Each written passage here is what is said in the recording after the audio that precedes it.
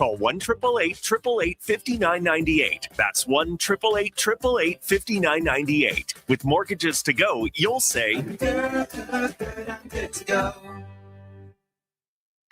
The longest-running basketball show in Canada airs every Saturday morning at 10 on Sports 1440. Hoop City with Paul Sir introduces a new generation of basketball talk, and it's right here on Edmonton's home for sports, Sports 1440. The big hits. The big kicks. Catch all the action at Selly's Sports Bar and Lounge. Never a bad seat in the house with tons of big screens. And Selly's menu. Something for everyone. Plus game day food and drink features. So bring your friends, cheer loud and proud, and join the fun at Selly's Sports Bar and Lounge at all 3 Century Casino locations. Edmonton, St. Albert, and Century Mile. Every day is game day at Century Casino. Need a new ride for road trips, errands, or just life on the go? Go Auto offers a massive selection with over 15,000 new and used vehicles to choose from. With over 70 locations across Western Canada, finding your next ride has never been easier. Whether it's a roomy SUV for the family, a sleek car for the open road, or a rugged truck for your weekend adventures, you'll find it here at a price you'll love. Explore thousands of vehicles today at goauto.ca. With Play Alberta, backing the home team goes beyond the bets. That's because your picks have provincial impact. Play Alberta is the only app in the province that puts all revenue directly back into supporting programs and services that Albertans rely on every day. By investing in the General Revenue Fund, every play, bet, and buy made on Play Alberta helps make a difference across the province. Visit playalberta.ca/Gregor to learn more. That's playalberta.ca/Gregor. Must be 18 plus to play. If you gamble, use your game sense.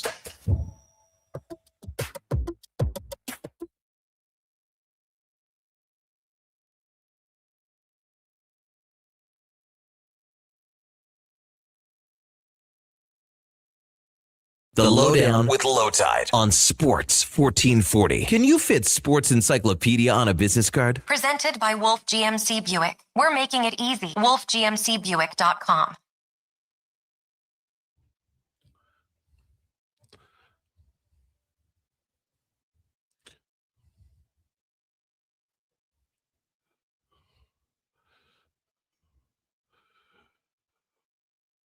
Welcome to the Lowdown. Today's show, check out the big brain on Stan Bowman. Oh, my. Plus, he makes me say Macamadulan. Oh, my goodness. All up in the NHL's face were the Edmonton Oilers with great moves yesterday. Nurse to San Jose. We worked the goalie room, left side of the defense, and still there's room to grow. They could add Giroux or something else, and maybe they just keep their powder dry and have a great big deadline. Either way, Stan Bowman, you're rocketing up the charts. The word bubble over Edmonton has Stan Bowman with a bunch of check marks and hearts for Stan Bowman today. The Lowdown with Lowetide brought to you by Wolf GMC Buick on Sports 1440 and YouTube. Get 0% financing for up to 72 months on select new 2026 Sierra 1500 models. Visit wolfgmcbuick.com. Our headliners of the day, we have Kevin McCurdy, we have Bagged Milk, and Andrew Quattrin. We're going to talk some rugby here at 12:40 today. We're live on sports1440.ca, iHeartRadio, and Radio Player Canada, as well as YouTube and Sports 1440. If you're ignoring us, you really have to try because we're damn near everywhere. After the show, Apple and Spotify podcast, we tweeted out on X. Blue Sky exists. I'm on it, but we don't get over there to do any of our promotion, and we'll get there one day. It's like a ship crossing the ocean. It takes a while. We're on Twitter at Lowetide, at Declan Krueger, and at JFenwick04, and you can text us anytime, 833-401-1440, 833-401-1440. We're the Nina, the Pinta, and the Santa Maria. We're going to get there. Just give us time. It's time for the introductions. He worked so hard yesterday. It's a shame to make him work again today, but we simply don't care. Ladies and gentlemen, it's Josh Fenwick. Josh Fenwick, everybody. I mean, was it really that much hard work? The Oilers didn't give us anything. They gave us nothing.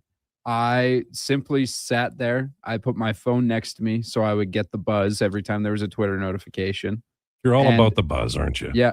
And then I would simply just talk back to you to let you know who signed and where. Yeah, you did great. You did a fantastic job. And you and Gregor just sort of hung out. I had some booster juice. It was all things considered, it was an easy day. By the way, thank you to Booster Juice. You guys rock. And Dale, I'm still not trading you speed. You're on your own. All right. He absolutely must say something nice about the 76ers today, and I personally am here for it. Ladies and gentlemen, it's Declan Krueger. Declan Krueger, everybody. I actually came away with more questions about Jaylen Brown's trade value, but we can talk about that at 140. But, I mean, if Embiid's healthy and with Brown, I mean, It's a big if. come on. 70% of the seasons he's played in the NBA, he's had a negative net rating. Now, listen, he's a good player. We're going to talk about it at 140. You guys won the trade. You got out of that Paul George contract. Give the Philadelphia 76ers credit, can you? I think it's fair to ask some questions. Well, sure. That was the deal. If that it was the Jaylen Brown Miami went Heat, you'd be agree. doing cartwheels, man. No. If he got traded to the Miami Heat, you'd be going, oh boy, No. here we go. No. Have you not heard me Good talk about times. Jaylen Brown? Yes, I have, but I expected something nicer than what I'm getting. We'll talk about it later. All right. Hey, 140. So look, here's the deal. Kevin Lowe, trade deadline in 06. Wayne Gretzky, the night that he landed in Winnipeg, they refueled they landed in Winnipeg, and they refueled and they came here. There was a kind of up in the air where Gretzky was going to go. He ended up in Edmonton, and that was a big night. But yesterday, Stan Bowman authored, I think, the most impressive day in procurement for the Edmonton Oilers since Connor McDavid was drafted. And that was, 12 years ago. And it went right downhill after that. And Stan Bowman has work to do. But I have to say, I want to measure the words properly because I think this moment requires that. This was a big day for Stan Bowman. And in my time observing this organization, it is rare for a general manager to recognize the problem. The problem was the Oilers had too much at the top of the pay scale. They had McDavid, Draisaitl, Bouchard, and Nurse all making big coin. And he had to offload one of them. And everybody was talking yesterday morning when we hit the air. Stan can't do a damn thing, can he? Darnell Nurse is untradeable. But he kept his powder dry until Nurse said, okay, I'll go to San Jose.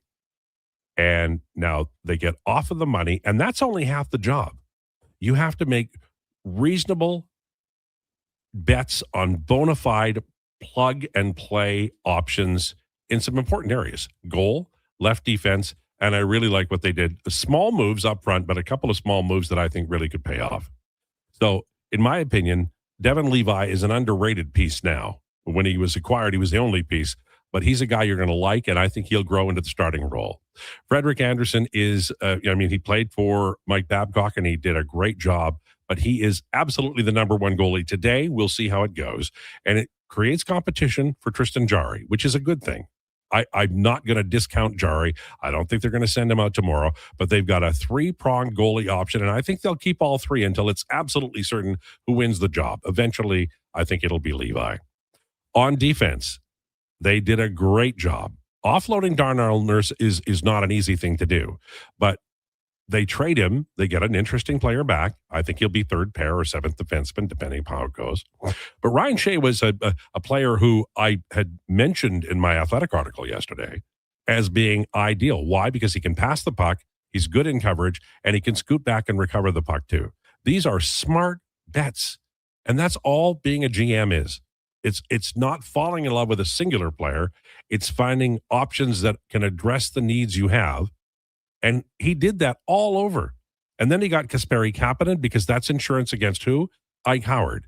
If Ike Howard can't make it on the Draisaitl line, then you've got Kasperi Kapanen. That's some great insurance. And he did it again and again and again. And late in free agency. I'm talking like real late. He picked up a guy named Matthew Joseph. What is Matthew Joseph? Well, I'll tell you what he is. He's a veteran guy. He can skate like the wind. And he plays the game Mike Babcock loves. He's a forechecking demon. He gets in, he forces the play, he gets turnovers, he can penalty kill. That's the kind of guy Mike Babcock will deploy. And he's 29 and he's played like 400 games in the NHL. That's perfect for Babcock. Babcock will fade younger players if older guys were around. And Joseph is a guy who's going to take some time away from somebody. Maybe Colton Dock, I'm not sure. But all of the moves made yesterday, and we don't know what he has planned for today, if anything. He's still got $6 cool mil there. He can do anything he wants to, take the scouts out for lunch, whatever he wants to do. But there's an opportunity here. And everything he did yesterday was A, absolutely a strong option for the plug-and-play need they had, and B, didn't break the damn bank.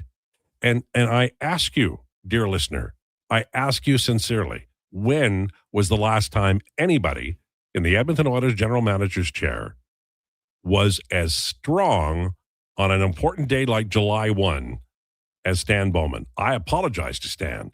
I said Daryl Cates should fire the general manager if he signs anybody. Yesterday, Bowman proved me wrong. He's more than capable.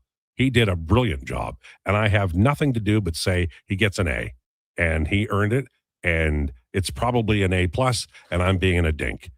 You guys have anything you'd like to say?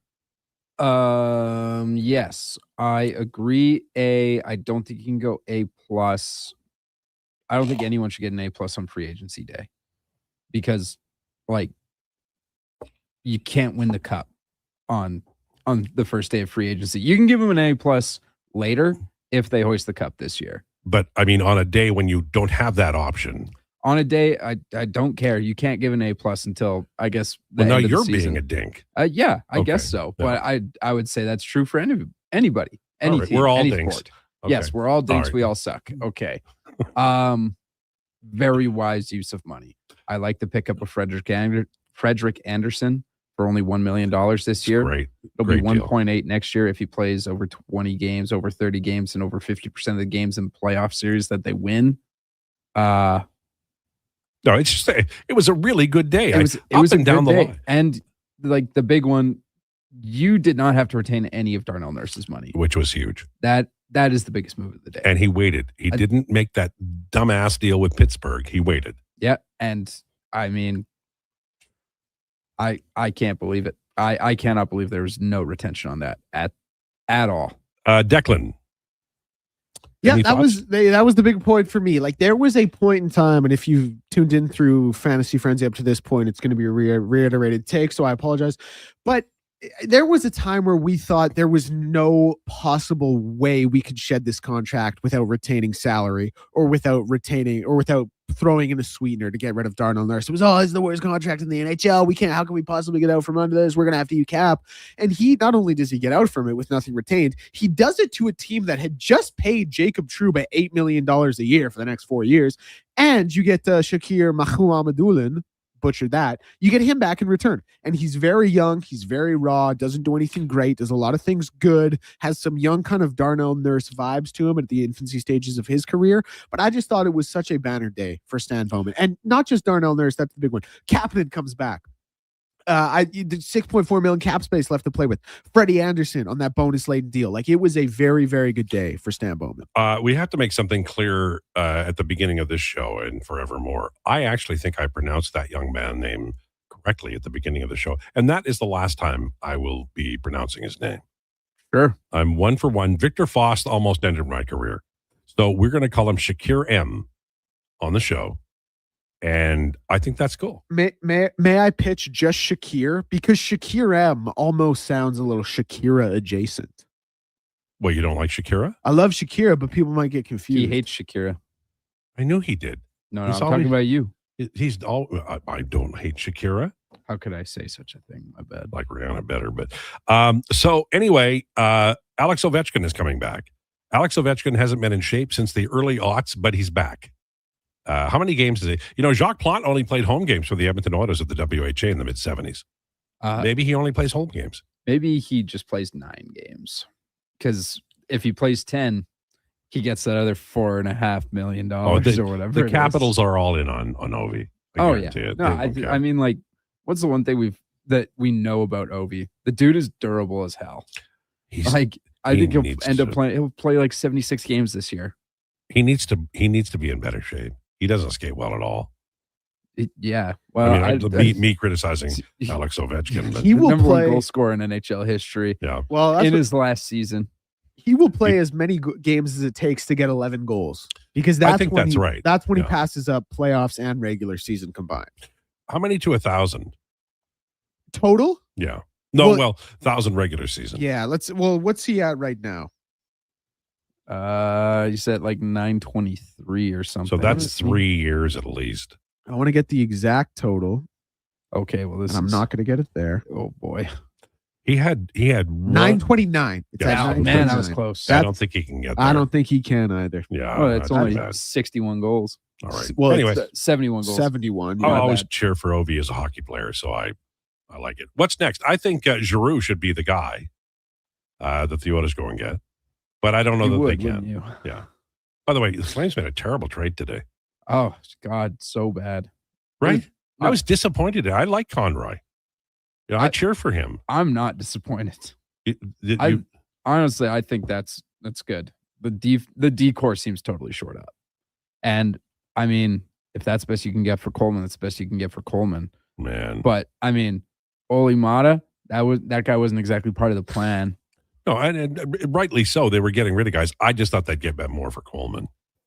You'd think so, but also you got him to Minnesota where like, yeah, they have now the Flames just have like a super, super average, the most aggressively average decor in the NHL, most likely. Yeah. But you took away a defenseman from the Minnesota Wild who had the best decor. How about Harry Kane and England winning on 2 great goals by Harry Kane?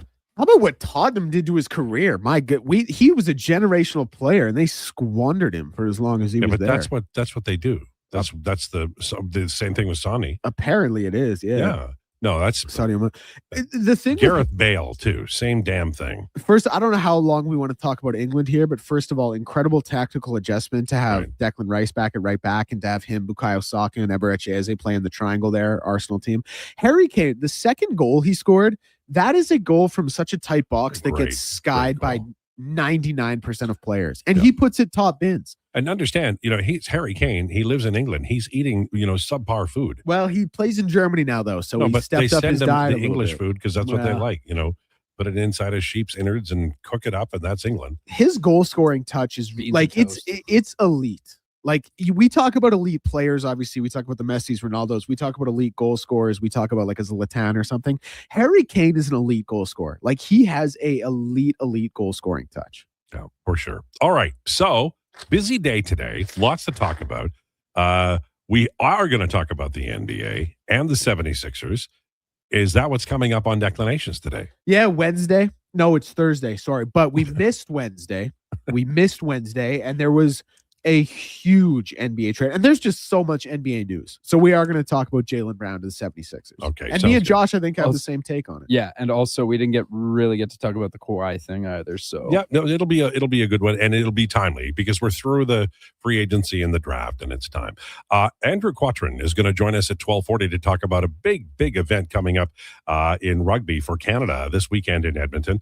Kevin McCurdy will join us at 1:20 to talk about the Oilers. And back now at 1 o'clock, same bat time, same bat channel. We'll go over the Oilers in hour number 2, chapter and verse with a fine-tooth comb, and it's all on the way. Lowdown with Lowetide, brought to you by Wolf GMC Buick. Diamond Rides is one of Alberta's premier specialty charter companies. With our luxury motor coaches, we provide our customers with the safest and most reliable ground transportation services. Our seatbelt equipped, top-of-the-line motor coaches have become the preferred carrier for many local sports teams, tours, corporate outings, and other various travel needs across Western Canada. For more information and to request a quote, contact sales at 877-748-0991 or visit silentrides.ca. With Play Alberta, backing the home team goes beyond the bets. That's because your picks have provincial impact. Play Alberta is the only app in the province that puts all revenue directly back into supporting programs and services that Albertans rely on every day. By investing in the General Revenue Fund, every play, bet, and buy made on Play Alberta helps make a difference across the province. Visit playalberta.ca/Gregor to learn more. That's playalberta.ca/Gregor. Must be 18 plus to play. If you gamble, use your game sense. Attention Alberta construction pros. For over 50 years, Japa Equipment Rentals has been your go-to for top-notch equipment and stellar service. Whether you need rentals or expert maintenance, we've got you covered. Stop by our Edmonton or Calgary locations today.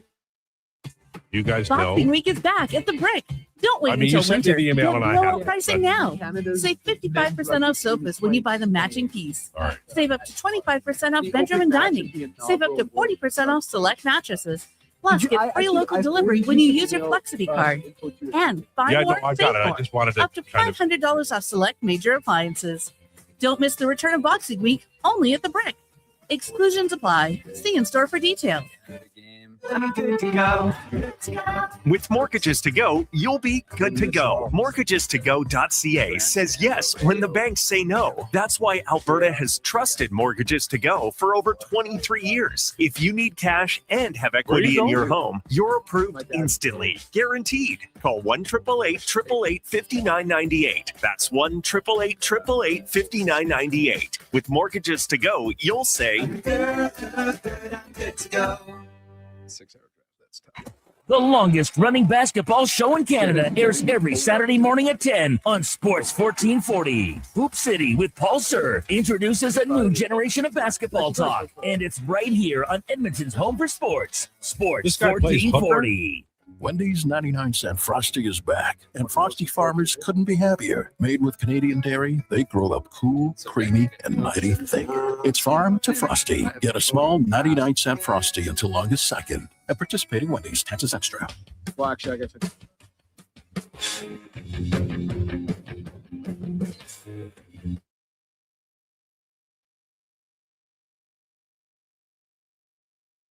The Lowdown with Lowetide on Sports 1440. Author, musical connoisseur, sports know-it-all.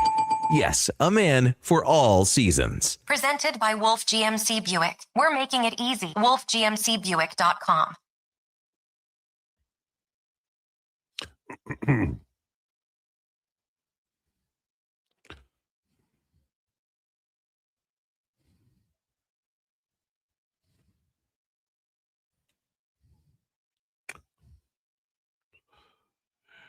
It's 12:20. This is the Lowdown for Wolf GMC Buick. They're available anytime, 24/7 at wolfgmcbuick.com.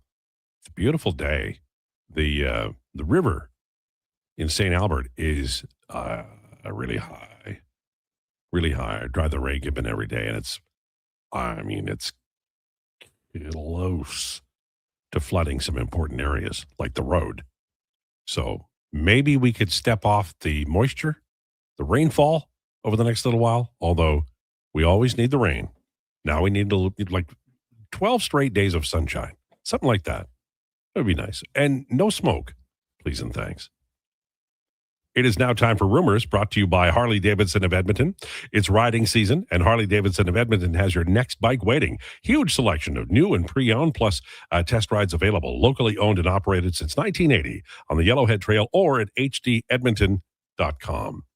All right, a few things to talk about.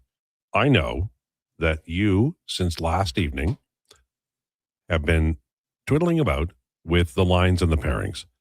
And I know that because I've been doing the same thing. So here's what my projected depth chart for the Edmonton Oilers looks like today. Could change, and we have to remember Mike Babcock is going to fade some players that you love, and he's going to bring some players into prominence that you haven't thought about yet. That's the way coaches are. They have their own way of evaluating, and we're still working off the Chris Knobloch list. We just are in our brain parts. It's the way it works. Connor McDavid centering Matt Savoy and Zach Hyman. Savoy last year proved that he was more productive offensively in the second half on that line than Ryan Nugent-Hopkins. And so, love the Nuge. He's going to move down the depth chart. Second line, I have Leon Draisaitl with Vasily Podkolzin and Ike Howard, but with a caveat or asterisk, whichever you prefer, that Kasperi Kapanen is signed and he could play the right side, and that line, Leon with Podkolzin and Kapanen, works like a charm. But you want to at least entertain the idea and give the opportunity, audition time, to Ike Howard to see if he can handle it. If he doesn't, moves down to the third line, or maybe they trade him before the end of before the start of the year. I don't know that he fits Mike Babcock, but I don't know that he doesn't. There's some strong assessment for you. Third line, Jason Dickinson with Ryan Nugent-Hopkins, and I have Kapanen there, but Frederick could slide up if Kapanen plays with Draisaitl. Fourth line is Szymanski with Colton Dach and Trent Frederick. The player to remember is Matthew Joseph. I've got him as an extra on my depth chart right now. I only have one extra because 3 goalies. But Joseph is fast as lightning. He's a veteran guy. Coaches trust him and love him. He can penalty kill, and he is going to play. I swear to you, he's going to play. He's going to be on the penalty kill with a great center. He's going to forecheck like a demon, and I don't know where he's going to play. I don't know where he'll line up, what line, don't know. But Mike Babcock, I guarantee, will love that player, or he made a request for them to hire him. In goal, I have Freddie Anderson as the starter, Tristan Jarry and Devin Levi as the backups. I think all will play, and I think all will stay on the team. The pairings are Ekholm, Bouchard, Wallman, Murphy to begin the year, but Ryan Shea, to me, is another star rising on this roster, and he could be second pair with Connor Murphy early on. Shakir plays both sides and well. Remember Nicholas Charmelson with the Chicago Blackhawks 15, 20 years ago? Same deal.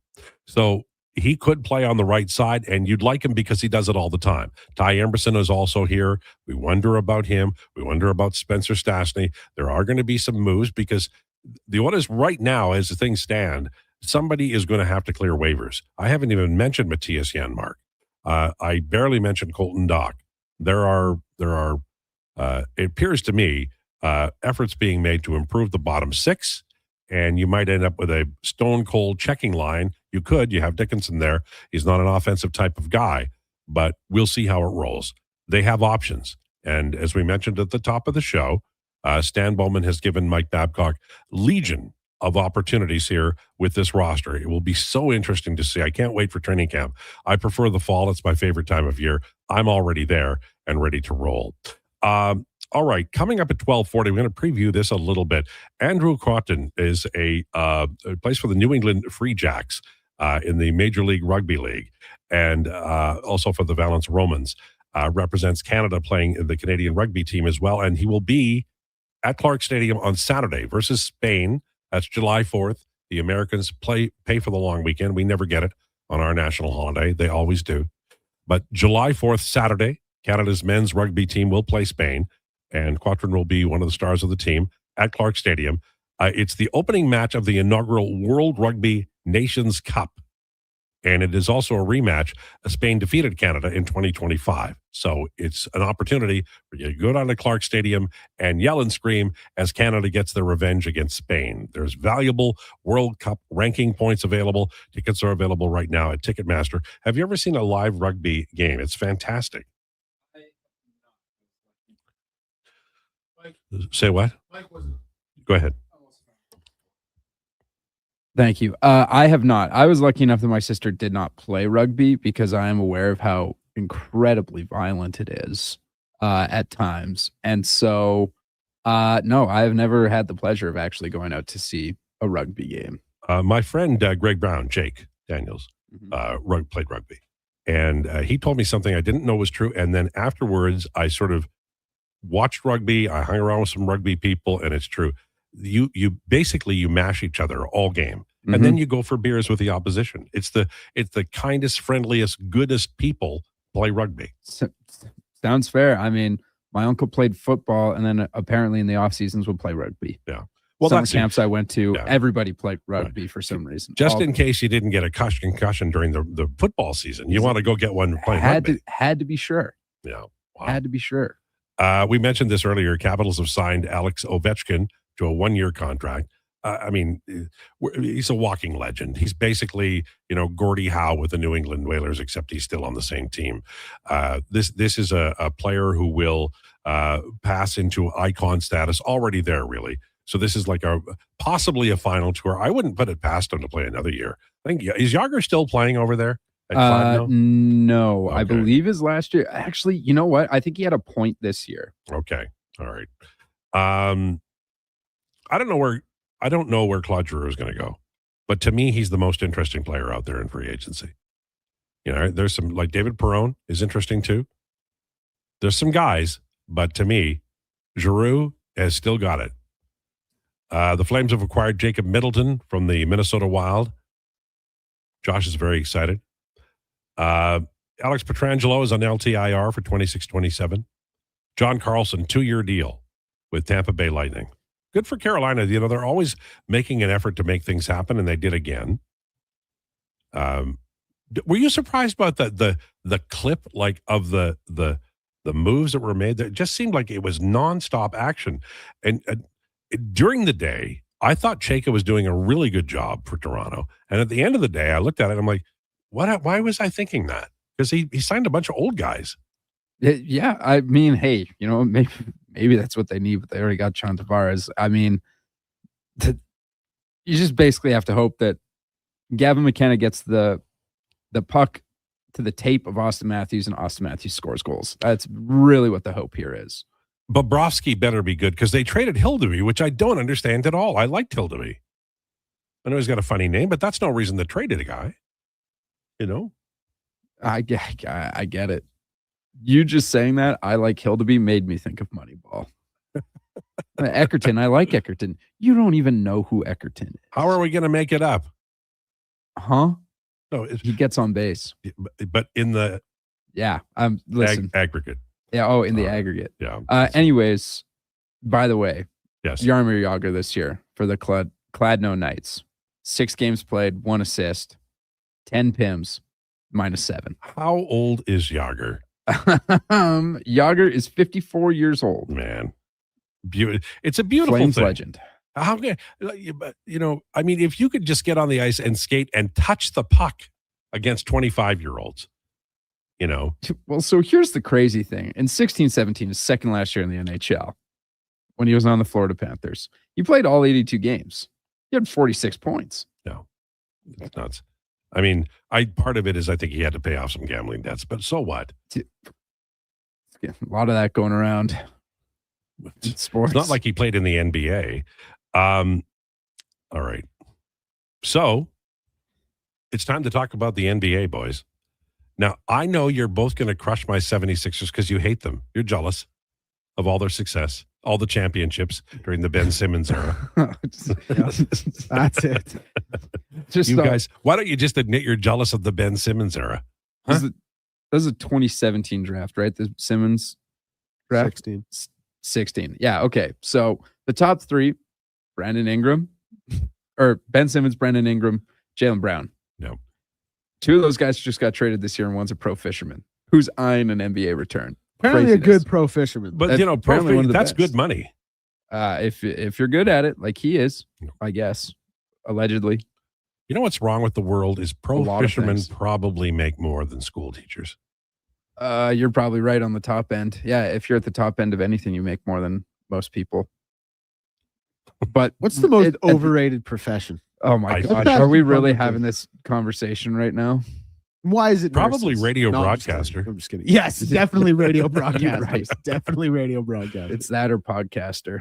I had and we're just dunking on ourselves, basically. I dunked on Declan twice. I had a buddy who used to say, Grady McHugh, his name, great guy, Grady McHugh. He'd say, we're radio announcers are the lowest rung of the entertainment industry. And the only reason that we're, the lowest rung is they got rid of vaudeville, which I always thought was a great way to describe radio. But we're fun and we're having fun, right? The least impressive vocation, is that what you asked? Yes. What's the least impressive job? I would say currently it would most be overrated. Politician or clergy, right? Would have to be right up there. Probably politician. I mean, like, politician's a fake job. Yeah, you know what I mean. Probably Like, it's the most overrated. Because here's the other thing: like, listen, Zoran's doing a great job over there in NYC. A lot of credit to him. But outside of that, like, my goodness, you just it's just so fake. Another thing I would say is the guy who makes bets on dog fights. That's a bad one. Well, yeah.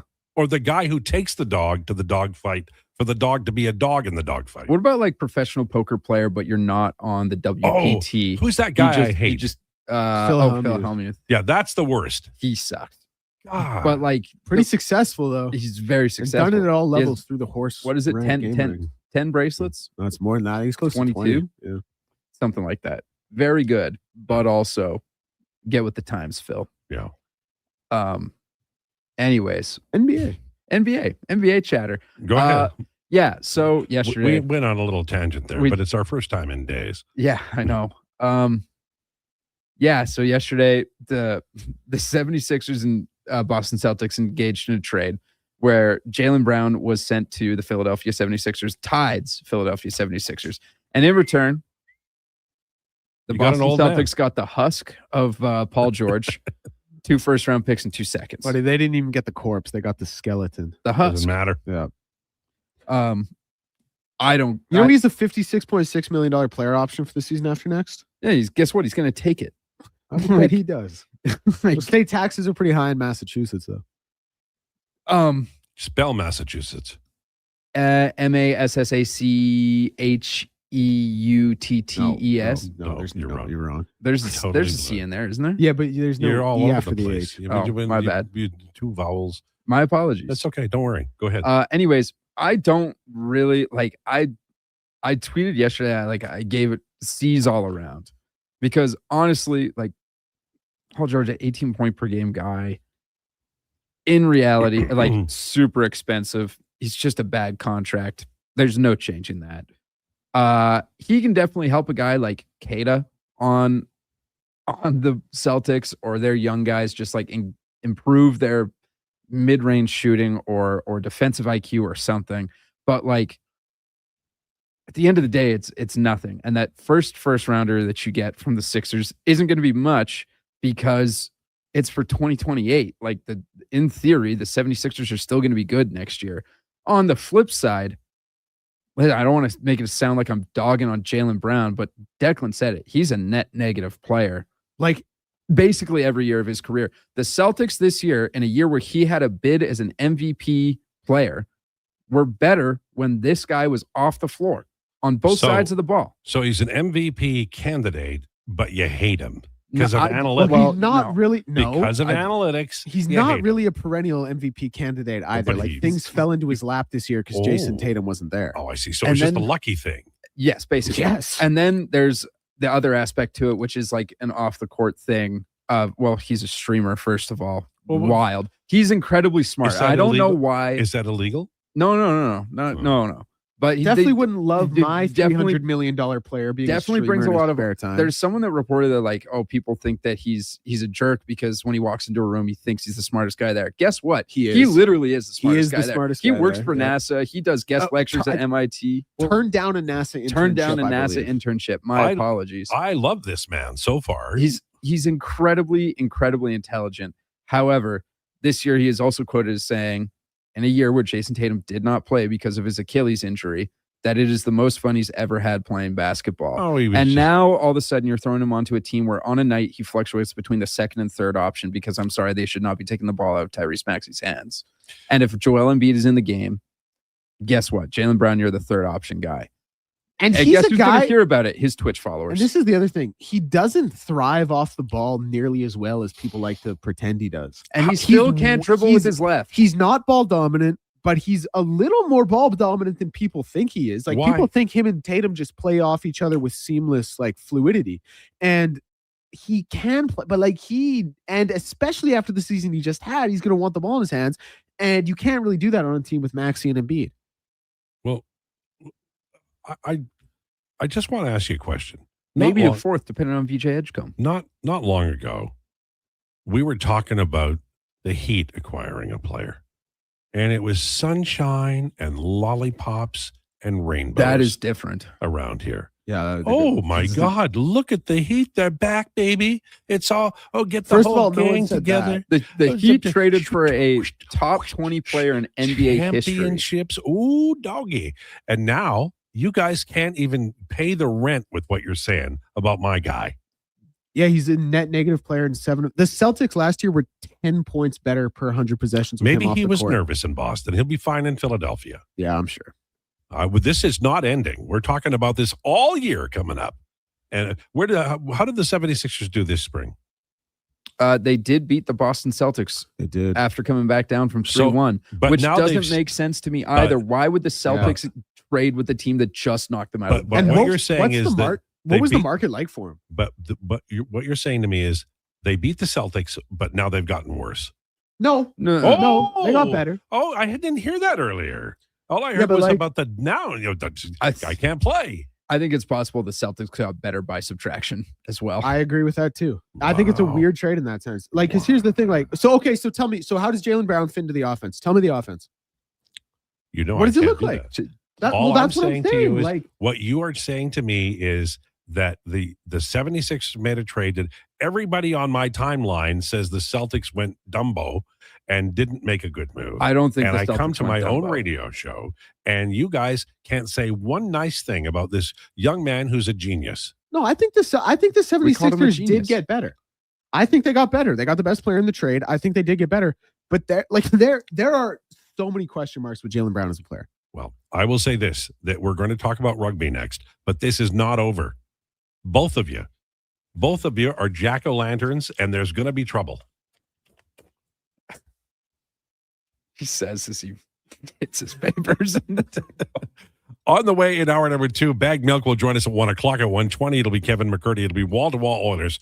Don't you worry. On the way, though, we're looking forward to this. Andrew Quattrin is going to join us. We're going to talk a little bit of rugby. Canada's men's rugby team playing Spain on Saturday at Clark Stadium. We'll talk about that and what it's like to play, not just for your league team, but also for your national team in international competition against Spain on the weekend. This is the Lowdown with Lowetide, brought to you by Wolf GMC Buick. Wondering what you can afford? Let Go Auto do the math with our free car loan calculator. No pressure, no awkward convos, just quick answers on your budget and payments. Bad credit, no credit? We got you. Text check to 780-777-7777. That's check to 780 all 7. Find out what you qualify for and start shopping with confidence. Go Auto. Drive what you love with payments that make sense. Are you a skilled laborer? All-Star Construction wants to talk to you. A heavy equipment operator with Traco or backhoe experience? All-Star Construction wants to talk to you, too. With work in and around Edmonton for local land developers, All-Star Construction offers year-round employment. Whether it's power, gas, or telecom, developers rely on All-Star Construction to get the job done. So if you're a skilled laborer or a heavy equipment operator with Traco or backhoe experience searching for work, search All-Star Construction on Indeed. The Riverhawks are back, and so is the fun. Celebrate girls and women in sports, the Canada Day Party, and Epcor's Foodie Night covered in nacho cheese. Good times and great baseball at Remax Field. Tickets at gohawks.ca. Guys, there never seems to be enough time in the day, but you need to make time for this. Ken Franchek here. If you're 40 or over, a quick PSA blood test is crucial for early prostate cancer detection. The Prostate Cancer Center's Man Van is a mobile health clinic driving change for men's health. A few minutes could save your life. To get the Man Van out to your business or event, book today at getcheck.ca. It's Dollar Drink Summer at McDonald's. Sip on a refreshing small fountain drink or a small iced coffee for just $1 each plus tax, all summer long. Only at McDonald's. Excludes flavored and cloud iced coffees. At participating Canadian restaurants. Taxes extra. Prices exclude delivery.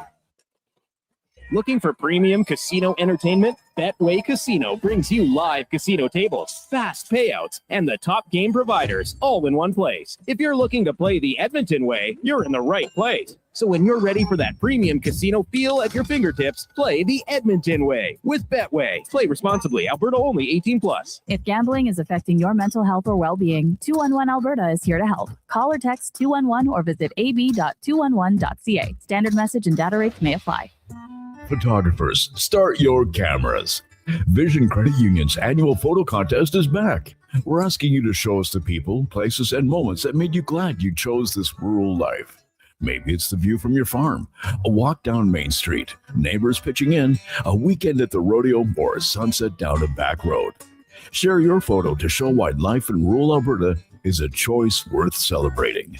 Enter and vote at whatsyourshare.ca.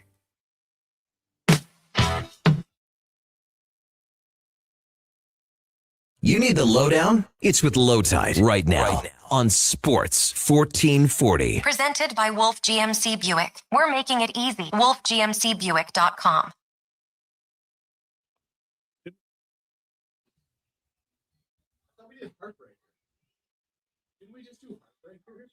What? Okay, but it was Pat Benatar. Okay.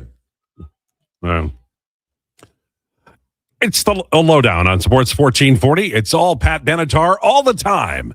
Our Pat Benatar weekend. Well, I guess We Belong is coming up next. All right. I am shocked that I could remember a third Pat. There's under pressure, man. Lowdown with Lowetide brought to you by Wolf GMC Buick. Check them out at wolfgmcbuick.com. Reminder that on the way, we have Bag Milk from Oilers Nation at 1 o'clock and Kevin McCurdy at 1:20 as we talk about the Edmonton Oilers, and Declanations talking NBA at 1:40. So we're jam-packed, and we are really looking forward to talking to Andrew Crotron right now from Canada men's rugby team playing Spain on July 4th. Welcome to the show, and thanks so much for joining us. Hey, Lowetide, how you doing? I'm good. Listen, you have played international competition before, but I bet it never gets boring, especially against Spain, who won last year against Team Canada. Yeah, and they won last kick of the game, unfortunately. But no, new year back in Edmonton. Weather's been nice. Looking forward to Clark Stadium on the weekend. So I've watched a lot of rugby in my life, and I have enjoyed every minute of it, but I know a few chaps who have played the game, and they love the competition and the physicality.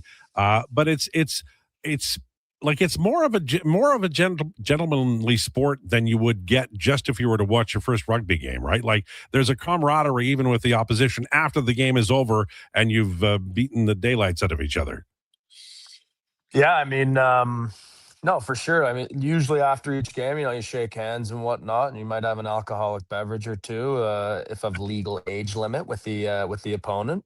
And no, it's quite enjoyable because sometimes there'll be a circumstance where you've played with someone from the other team, especially in international rugby. So yeah, it's definitely what's the saying? It's a gentleman's sport played by hooligans. I think that's usually on rugby shirts. That's usually the go-to tagline. But you're also vulnerable, right? Like it is there's a lot of collisions and there's a lot of knee on knee, and you kind of have to play at a certain level. And if a player is going to take advantage, there could be some big injuries. Is that always a concern, or at your level is it more along the lines of playing tough and physical and not so dirty and nasty? Yeah, I think honestly, it's probably safer if you're going 100%. Like I think you guys talk all the sports, anything rec league, anything can kind of happen. If you're going a little bit quicker, things happen. I know things happen at a faster speed, but yeah, it might be a tough one to explain. But no, definitely high impact collisions. But I'd say as you grow and as you've played the game for a bit, you get used to it, body in compromised positions and whatnot. So this particular event on Saturday, tickets, by the way, available at Ticketmaster. It counts towards the world ranking for points. And how does Canada look compared to previous incarnations of it? How do you feel about the team? Yeah, I feel really good. We got a young squad, which is awesome. They're definitely keeping us older boys in check in terms of with the young terminology and whatnot. But no, the energy is definitely high. It's been awesome connecting with the boys. We were staying down in Calgary for a bit, so we got some dinners out with each other, just meshing well, getting to know each other, working hard at elevation. So it's been nice for us Ontario boys that are out here getting a bit fitter. I'm sorry, go ahead. No, yeah, no, it's been enjoyable. Just getting used to a new system and whatnot. It's been awesome. We've been working hard for each other, so we can't wait to finally rip in on Saturday. Andrew Crotner, our guest, who is going to be playing on Saturday at Clark Stadium with the Canada men's rugby team versus Spain, a rematch of a year ago. You've got quite the background. You didn't play, according to your bio. You didn't play until you got to Laurier University. Is that correct? You didn't play rugby? No, unfortunately, that's not correct. I started playing rugby when I was in grade 8 with the Aurora Barbarians, my club back in Ontario. We're one of your probably best players from the Oilers is from around there, Mr. McDavid from Newmarket. Yeah. So, yeah, no, I was playing there in grade 8, and that was good fun. But yeah, Wilfrid Laurier University, that's where I went to university and loved every minute I had there. So yeah, no, it's an awesome little adventure. Kind of had to pick between rugby and hockey, and was going nowhere in hockey, so I picked rugby. Is it the skating? I was probably a better ref than I was player because I was a pretty good skater. Just Okay. had no mitts, had no mitts, had no finish. So, But I mean, you're a size man. You could absolutely thunder opposition players. They could get on the forecheck. You'd be pretty good at that, I think, right? I'd have to get on a 2-step though to break anything up. I'm quite small, I'd have to get the stilts built into my skates and breaking up a couple D-man squaring off. So, Oh my God. The visual's powerful on that one. That's good. But you've in terms of your you played for Toronto Arrows, New England Free Jacks championships. Obviously, playing a lot there. You've moved on. You're. Have I got this right that you have signed with a French club, the Romans? So I played with the Valence Romand. Last year, I actually played with another French team in a city called Carcassonne. So yeah, it's in just about an hour north of the Spain border, Andorra, Spain border in France. So you played like in Canada, you played in the States, and now you're obviously playing overseas. Is the style similar, the same, identical, tougher, easier? Yeah, I think it's like you're gonna get physicality in all leagues, which is cool. I think the one cool thing about France, and I mean, you guys have probably heard about it in European hockey, is like the fans just love it. Like there's bands there, you got your ultra fans there, right? There's a dedicated space for the away fans that come to visit. So I think just being embedded in their culture makes it a really cool experience over there and on game day.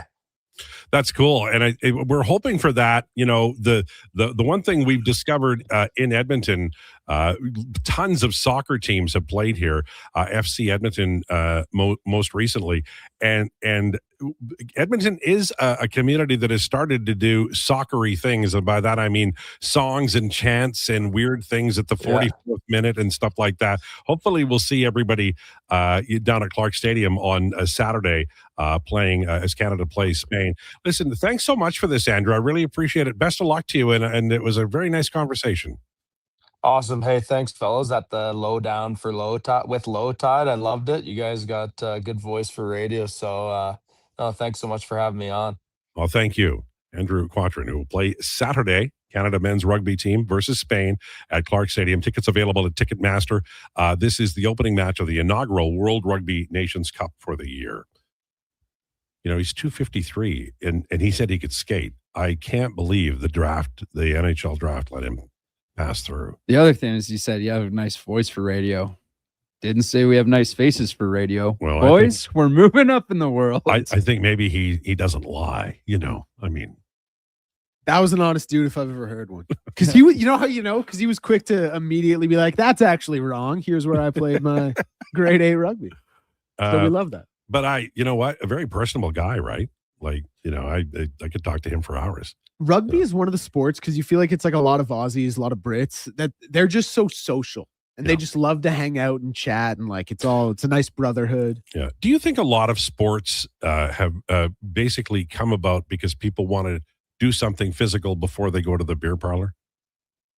Especially with the British. Right? You know what? I'd say they didn't come about that way, but they sure turned into that. Right. That's a good way of putting it. I mean, do NFL fans day drink? Oh, I think they drink a little on game days for sure. Like those Buffalo tailgates are. I've seen some video of things of legend, and those people their moms would not be proud of them. Well, they don't jump through the fiery tables anymore. I think they stopped that. I saw one where something was happening on the table that was somebody could have been admonished. I mean, probably there's a lot of bad things that happen on those tables. I think that it's alcohol involved. That's what I think. Yeah. Well, how do you think they light the table on fire, Tide? Get your high proof alcohol on there. Throw a match, call it a day. Jason Kelsey jumped through it shirtless. Pretty hard to find high octane beer in the States, though, isn't it? Well, just hard liquor. You just get high proof whiskey. Should light up all the same. There you go. They got Everclear down there, I'm sure.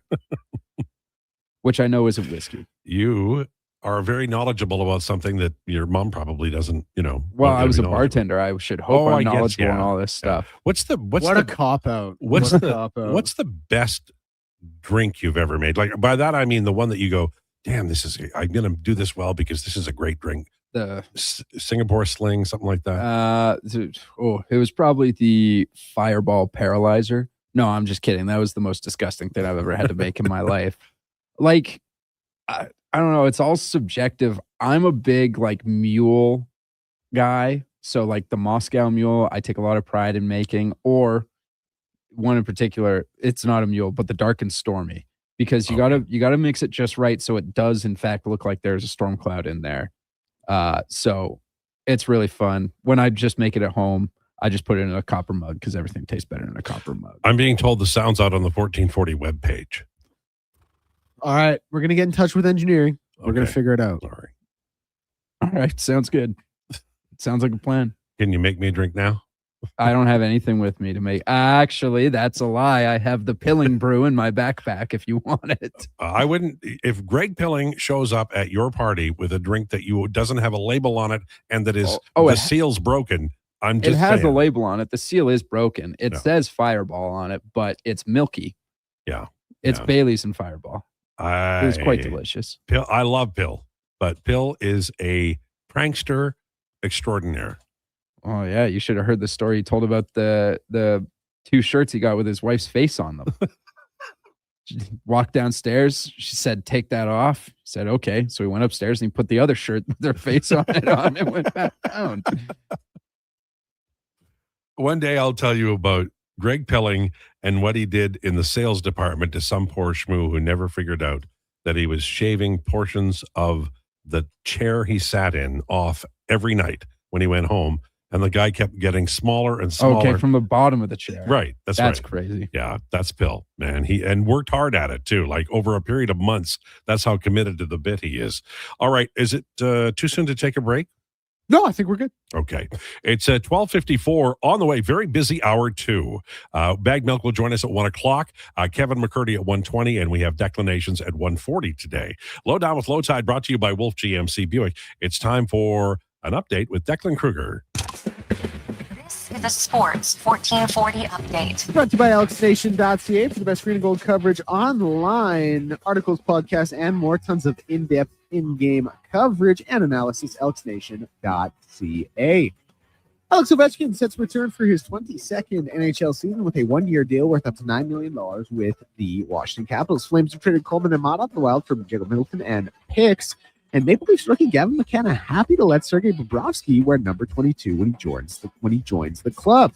FIFA World Cup will get going at 1 o'clock. That's about 5 minutes time with Spain and Austria, Portugal, Croatia at 5, and Switzerland, Algeria at 9. MLB right now. Reds lead the Brewers 1-0 at the end of the third. Pirates up 3-1 on the Phillies in the bottom of the 7th. And the late game will see the Padres and Dodgers at 8:10. I'm Declan Krueger. This has been a Sports 1440 update. Sports 1440, Stingray Radio Station. CKJR broadcasts from West Edmonton Mall and Wetaskiwin. Download the free Stingray music app and listen wherever you go. 60 years ago, we started selling trucks as Western GMC Buick. Today, we are Wolf GMC Buick. We're still located on the corner of 184th Street and Stony Plain Road with the same ownership for over 2 decades. Our customers have trusted our family-owned, community-driven business. And for that, we are thankful. If you're looking for a truck or SUV, pop in and one of our seasoned professionals will get you a great deal, hassle-free. Come trust our team at Wolf GMC Buick. Wolf GMC Buick. We're making it easy. Whether you're a craft beer connoisseur or more of a wine aficionado, there's always something new to discover at Sherbrooke Liquor, a unique, family-owned, independent liquor store. The selection, incredible. The non-alcohol section is also very impressive. Sherbrooke Liquor, expert, knowledgeable staff with a passion for unique finds. More than just a liquor store, we're a community. Alberta's best, the one and only Sherbrooke Liquor. Wine, spirits, and oodles of beer. Visit SherbrookeLiquor.com. Come for Canada's largest trade shows, the biggest names in entertainment, exhilarating sporting events, and more. And stay for the experience at the Edmonton Expo Centre. Looking for the perfect place to host your next big event? From trade shows to galas, meetings, and concerts, the Edmonton Expo Centre has the space, event expertise, and service to make your next event unforgettable. With over 522,000 square feet of flexible event space, in-house catering, and operational expertise, they bring your biggest vision to life. Learn more at EdmontonExpoCenter.com today. When your project can't afford downtime, call Japa Equipment Rentals. From excavators and wheel loaders to compaction equipment, Japa has the machines you need. Trusted since 1972. Visit japaequipment.com or stop our Edmonton or Calgary locations. You see it? Fusion Promo Marketing can make it. Fusion makes high-quality, memorable promotional products for businesses, sports teams, and corporate events. From vision to reality, get noticed and remembered. Fusion with a Z. Promomarketing.ca. Do you have neck or back pain? Ever go for treatment hoping for a simple fix only to realize your stubborn spine is basically a science project with attitude? Hey, we get it. And honestly, we're a little sorry because great rehab does take proper experimenting. But at Leading Edge Physiotherapy, we don't just toss exercises into the beaker and hope it doesn't explode. We start with the right diagnosis, then mix hands-on care, precise manual therapy, and evidence-based technology. The formula your body actually needs. Science and skill with gratitude, not attitude. LeadingEdgePhysio.com. You don't just need property services, you need problems handled. HireGood provides cleanup, debris removal, site monitoring, and safety attendance across Edmonton. We reduce issues on your property, keep spaces safe, and take pressure off your team. We resolve real problems for businesses while creating real impact. Because our team is built on second chances, and they show up every day ready to prove it. Visit hiregood.ca or call and mention Jason Krueger for a first-time discount. HireGood. Stable jobs create stable lives. The Lawnmower Hospital. Whatever the job, consider it done with the Lawnmower Hospital in Ego, the top-rated brand in cordless outdoor equipment. Their universal battery platform takes you from mower to trimmer into the mini bike with just one battery. They keep the party going with the Ego misting fan on those hot summer days, and then keep the party going with the Ego Bluetooth speaker at night. Check lawnmowerhosp.com now for stock and pricing. The Lawnmower Hospital. It might have been scraped by the snowblower, dented while door crashing, or crunched at the company Christmas party. At some point over the winter, your car was damaged and it's been hiding under a coat of winter grime. Then come and see Robertson Body Works. We can take care of the damage and the dirt. This week only, call and book a repair and get a complete auto detailing absolutely free. But you have to book your appointment before the week is up. Go to robertsonbodyworks.com. I'm Tim Robertson, and I fix cars.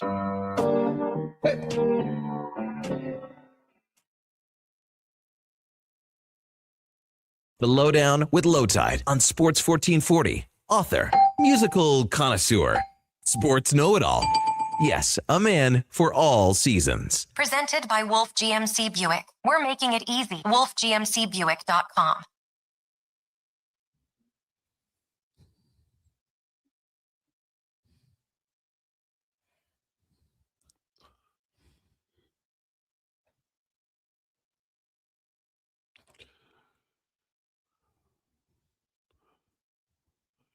This is the Lowdown on Sports 1440 for Wolf GMC Buick. Trade in an eligible pickup and receive a $1,000 truck trade-in bonus on select Sierra models. Visit wolfgmcbuick.com. We're into hour number 2, and we're going to be talking to our headliner of the day, Bagged Milk from Oilers Nation.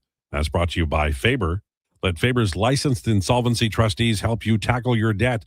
Book your free consultation at faber.ca or call 1-877-944-1177. Bag Milk, are you recovered from yesterday?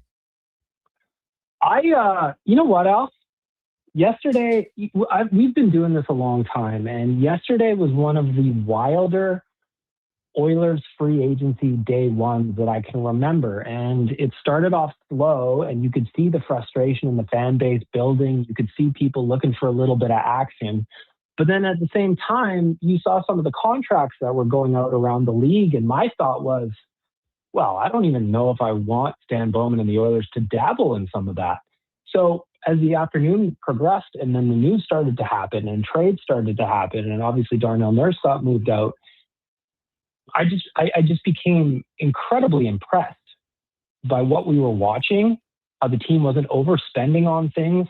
They seemed to, relative to the other deals getting handed out, seem to have locked in some value. And, you know, there's people that you can make your points about term on some of the things like, you know, a Ryan Shea. But ultimately, I think that Stan Bowman deserves a lot of credit and a lot of flowers for finding ways to get things done without necessarily having to join in on the frenzy with everyone else. What I liked, and I continue to kind of marvel at it, is he layered solutions on top of the problems, right? Like goaltending is a problem. Okay, we'll get two guys with Tristan Jarry and then let them fight it out for the starts. And I think they'll probably keep three goaltenders. And on the defensive side, Ryan Shea and Shakira, maybe they're going to push Jake Wallman. We talked about worries about the left side and injury with Matthias Ekholm. It seemed as though Bowman went the extra mile compared to previous general managers in Edmonton, where he solved the problem and then oversolved the problem with something on top of it. There's some options for Mike Babcock. Fair? Yeah, I think that what they did yesterday was they got some pieces done. And again, I think it's also important to acknowledge that they got a lot of good work done before free agency. Listen, I love Vinny Desharnais. I'm a big fan. I love the story. I love the come up, the AHL contract, and turn that into an NHL career.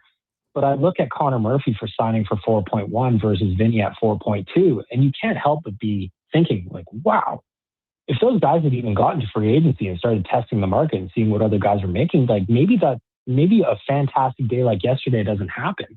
So to answer your point specifically, the Oilers have brought in some players who we know. Kasperi Kapanen is back. Max Jones is back.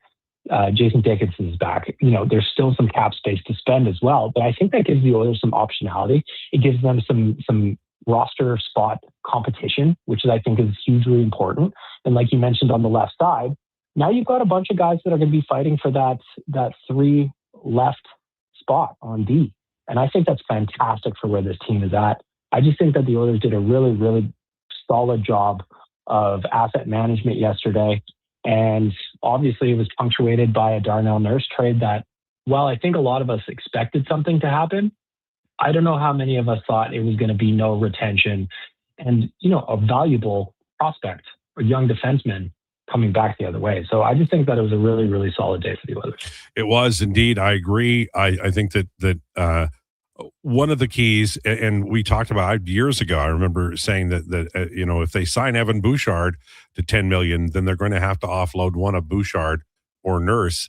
It became pretty obvious that it was going to be Nurse based on Bouchard's performance the last couple of years. And it looked to me like there was a point at which there was a logjam. Nurse wasn't going to go off of the 3 teams on his list. The Oilers were not happy with what was being offered. And in those situations previously, not to be unfair about it, but Oilers general managers often were the ones who cooked themselves by making a deal that was less than 100%. I'll give Bowman credit for actually waiting it out and finding a solution that really did benefit the Oilers. Yes, and I think that, we heard the 3 teams and there wasn't much movement. And was that a name like Zach Werenski on the board or off the board or however you want to look at it with the way things shook out over the last couple of days? It made sense that he might be a check down option for some teams. And we also heard a lot of reports that, maybe there was speculation that the Flyers might want the Oilers to retain at least $3 million or thereabouts, or a different team would want them to take back X player on a contract that is unfavorable for them. And so to see it go the way it did to a team that was not on the original trade list and find a way to not only clear the cap space, but get something real back in return, I just thought it was a really tidy piece of business and the kind of GMing that, I don't think anybody expected in this specific trade. Well, the other thing is we've got something to talk about on July 2nd because, they have money and there are some interesting free agents. Most people looking at a forward like a Claude Giroux or a David Perron or someone else like that to maybe be on a scoring line. Any thoughts about what they might do with that extra money or maybe, bank it and wait for something a little bit later on? Well, I think it's interesting because now you have some optionality. And I even think that I'm thinking back to Stan Bowman's presser yesterday after, before another run of moves happened. And he was talking about the Kasperi Kapanen signing. And they didn't know if it was going to happen because they didn't have the optionality. Darnell Nurse was still on the books and they were tight for cap space. So now as we're speaking today, they have a little over $7 million according to Puckpedia. And that gives you options. And that gives you options that the Oilers may not have had otherwise. Like, I love the idea of a Claude Giroux. He's not the Claude Giroux necessarily that was lighting it up in Philly all those years ago, but he is a quality player still. He had 49 points last season. He's a veteran. He's kind of seen it all. I would love a guy like that. I think that would be a great spend. I think it would be a great depth piece. There could be some leadership elements in there as well. So I love the idea of that. But then I'm also intrigued by what would it look like to just hang on to a little bit and keep some powder dry for the deadline? Because the accrual, if you can keep some and go into the season content with your roster, that could give you some optionality at the deadline that the Oilers haven't had in years. Yeah, and given just to continue on, given the cap gymnastics the GMs have had to make over the last handful of trade deadlines, money in, money out, has to be super tight, have to get creative. I think this could be an opportunity for the Oilers, specifically in the Connor McDavid era, that they haven't necessarily had, provided that Stan Bowman is content with where he's at today. Yeah, it's an interesting problem to have. I wonder about, Mike Babcock is a different coach. He loves like guys who forecheck and get in on the forecheck and turn over pucks. I think that some of the signings that we saw yesterday really do dovetail for that. Matthew Joseph being an example, but Ryan Shea, who can retrieve pucks and send them to good places, I think is another example of we're starting to see the roster tailored for Babcock and what he likes. And part of that should aid the goaltenders. There are 3 here now. Most think that they'll keep all 3, but for you, Bag Milk from Oilers Nation, what's your first blush choice as the starter in net for the Oilers opening night? Well, I think there's what I think and what I believe. And what I believe is that based on the trade and the assets sent out to acquire him, I think going into camp, as we're speaking here on July 2nd, it is Tristan Jarry's job to lose. Just kind of like it was after the first year with Jack Campbell didn't go his way. It was still his job to lose in year 2. So I think that's what's going to happen. I believe that's what's going to happen. But I do see 3 goaltenders who, Freddie Anderson, we all saw what he did in the playoffs up until he bowed out in the final. And you've got a young guy in Devin Levi who seems to be knocking on the door as earning a chance. So I think there's going to be a lot of competition there. I think that I don't necessarily think that we'll have to wait too long before one of those 3 goes out, because I just don't necessarily know how much you want to have like a Mike Morrison situation where you have somebody just kind of sitting around and not doing a whole lot like we saw all those years ago. So I'm really excited about the goaltending because I see 3 capable goaltenders, 2 that are more proven, although understood that Jarry's season did not go the way we wanted last year, and 1 who you got to think the young man is going to be excited for his first opportunity to come to a team like Edmonton and try and steal a job. So I'm really, really excited about where the goaltending looks ahead of next year. And to get Freddie Anderson on a contract like the one they did that's quite bonus heavy compared to the base salary is a really, really interesting bet for the Oilers to make. And I think that it was another reasonable one by Bowman. So we don't know how it shakes out. We got months to talk about it still, but my gut tells me that as of today, that is Tristan Jarry's net until it's not. There's a sense of, I'll be honest with you, I did not think the Edmonton Oilers would be as active as they were. And now we're, July 2nd, and, it's like all of July, all of August, almost all of September. There's going to be a long period here where potentially anyway, there's not going to be a lot of news. You and I both write on the daily.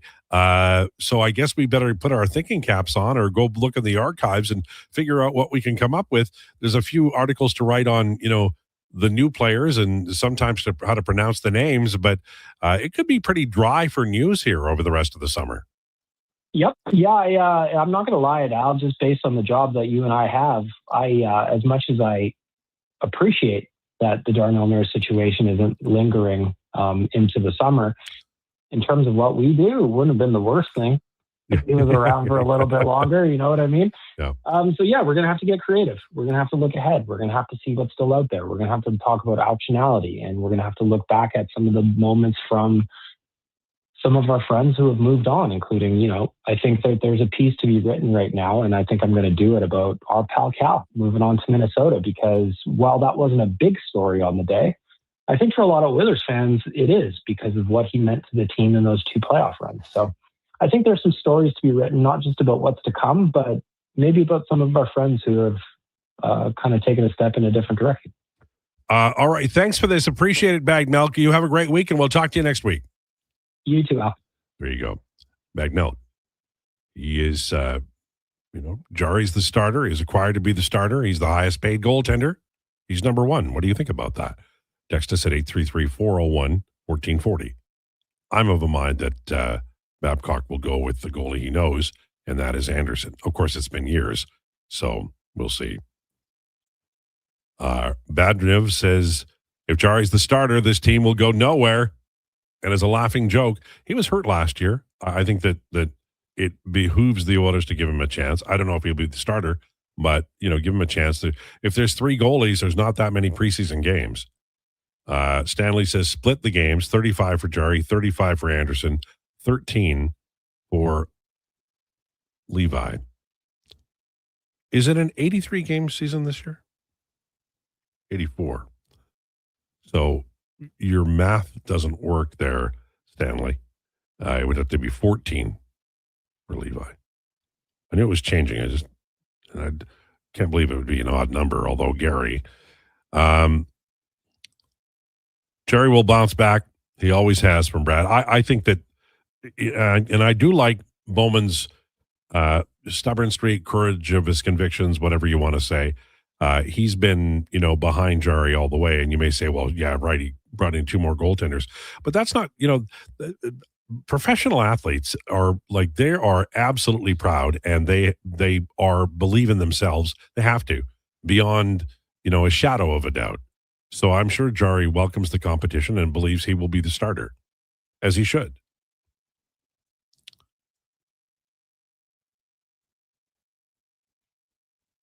Almost essentially the same Oilers team, minus Nurse, Ingram, Roslovic, add Shea, Anderson, Levi, Joseph.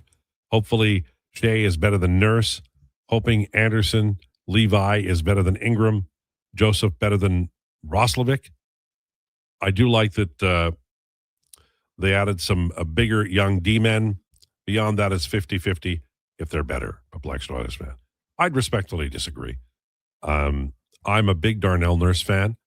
That's a player who strong, play a lot of minutes, did have some chaos to his game. And I think that he played as well as he could.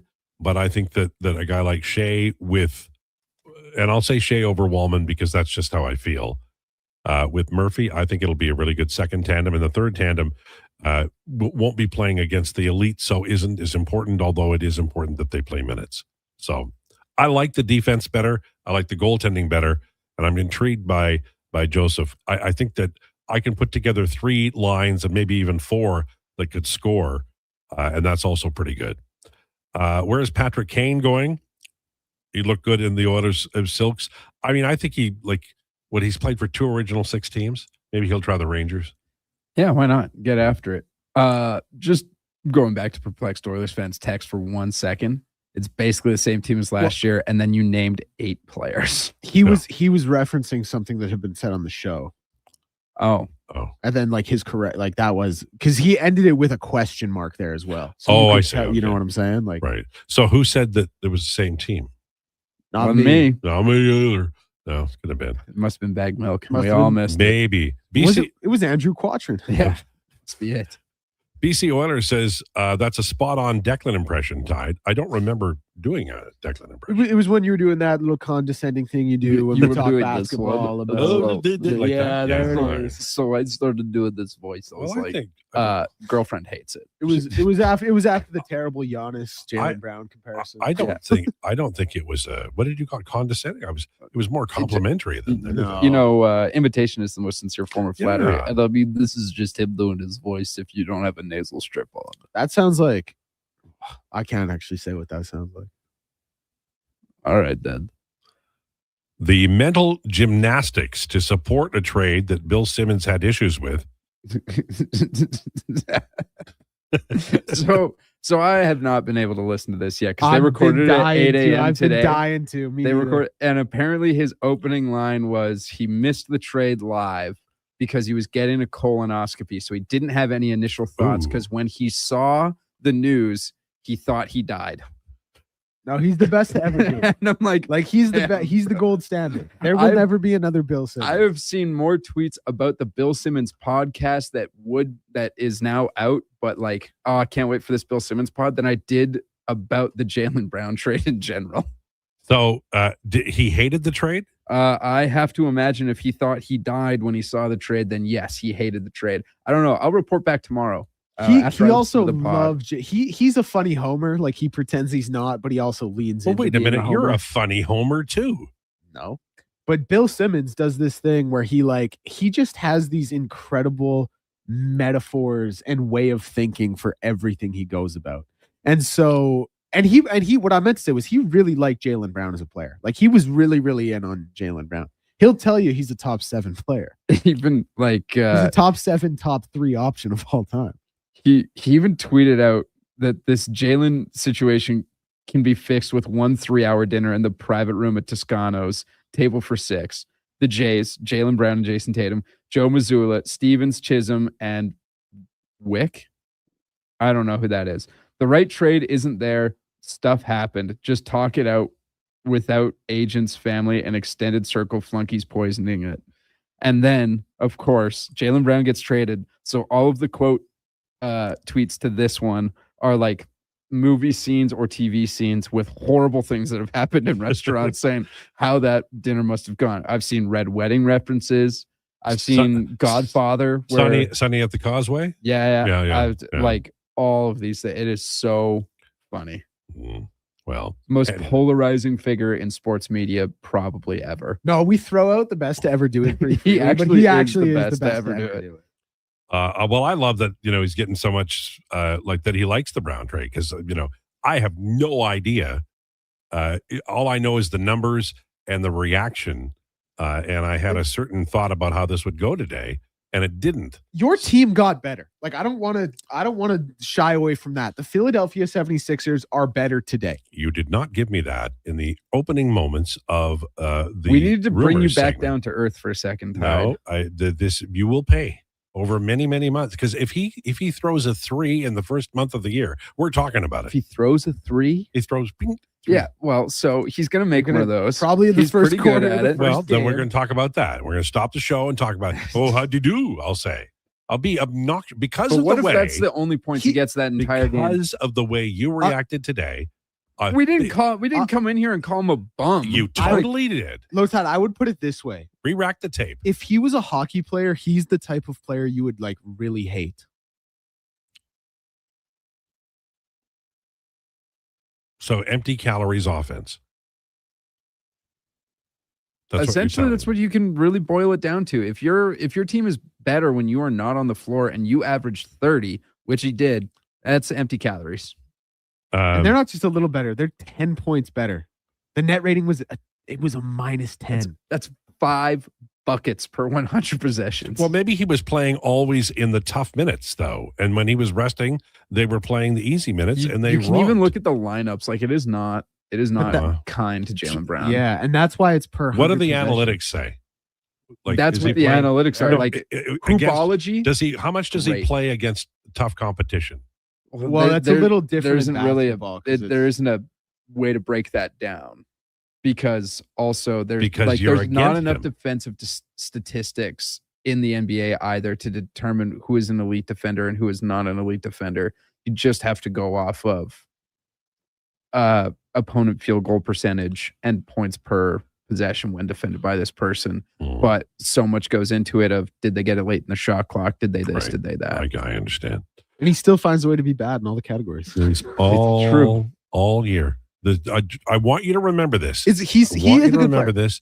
I gave him every opportunity to say one thing nice about the 76ers. Couldn't do it. So now we just said you got better. Everybody Yeah, I is hate this. doomed for a whole year, 1 calendar year of Lowetide talking about Brown and the 76ers pretty much every show.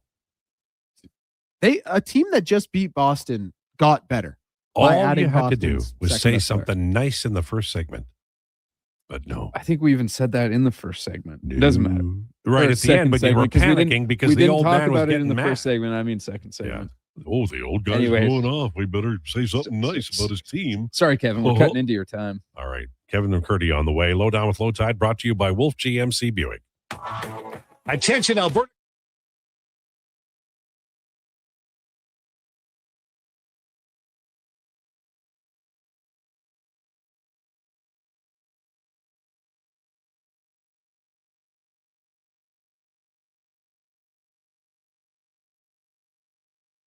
Another twist in this astonishing tale.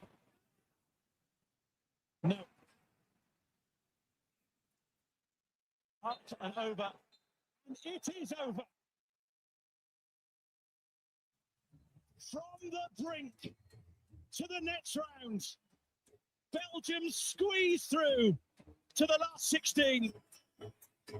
Senegal seem to have won it. Belgium. To Bellingham. Gordon picks up on it now for England. Mutsasami getting a toe in. Harry Kane. It's Kane! Oh, wow! Oh, wow!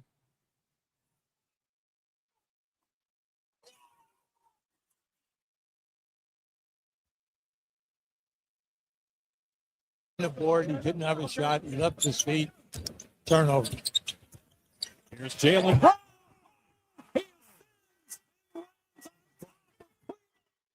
He smashes it. The board.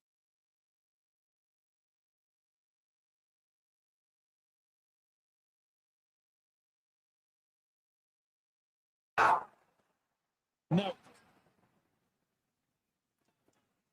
Up and over. And it is over. Up and over. And it is over. From the brink to the next round. Belgium squeeze through to the last 16. To Bellingham. Gordon picks up on it now for England. Mutsasami. Gordon picks up. Gordon picks up on it now for England. Mutsasami getting a toe in. Harry Kane. It's Kane. Oh, wow. Oh, wow. Oh, wow. The board, he didn't have a shot. He left his feet. Turnover. Here's Jaylen.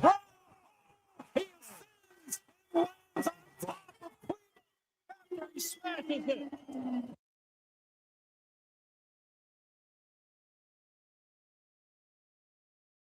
Here's Jaylen.